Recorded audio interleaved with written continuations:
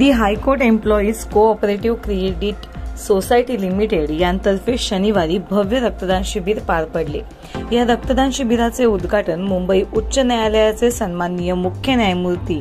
देवेंद्र कुमार उपाध्याय व सन्माननीय न्यायमूर्ती जितेंद्र जैन यांच्या शुभ हस्ते करण्यात आले।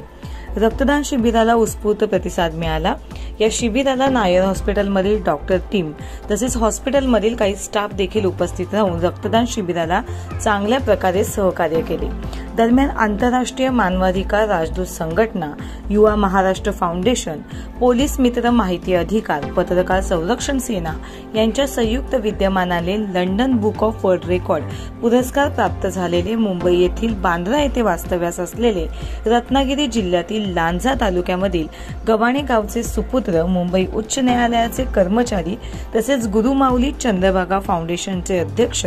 समाजसेवक, मुंबईसह मुंबई उपनगर, कोकणासह महाराष्ट्रामधील विविध संस्था, मंडळ, प्रतिष्ठान, प्रसिद्धी माध्यम, सामाजिक संस्थांचे विविध पुरस्कार विजेते कोकणचे सुपुत्र समाजसेवक चंद्रकांत करंबळे यांचा मुंबई उच्च न्यायालयाचे मुख्य न्यायमूर्ती देवेंद्र कुमार उपाध्याय यांच्या शुभ हस्ते पुष्पगुच्छ देऊन अभिनंदनासह शुभेच्छा देण्यात आल्या। विविध पुरस्कार विजेते कोकण सुपुत्र समाजसेवक चंद्रकांत करंबळे यांना मुंबई उच्च न्यायालयाचे मुख्य न्यायमूर्ती देवेंद्र कुमार उपाध्याय व न्यायमूर्ती जितेंद्र जैन यांनी शुभेच्छा देताना हायकोर्ट सोसायटी अध्यक्ष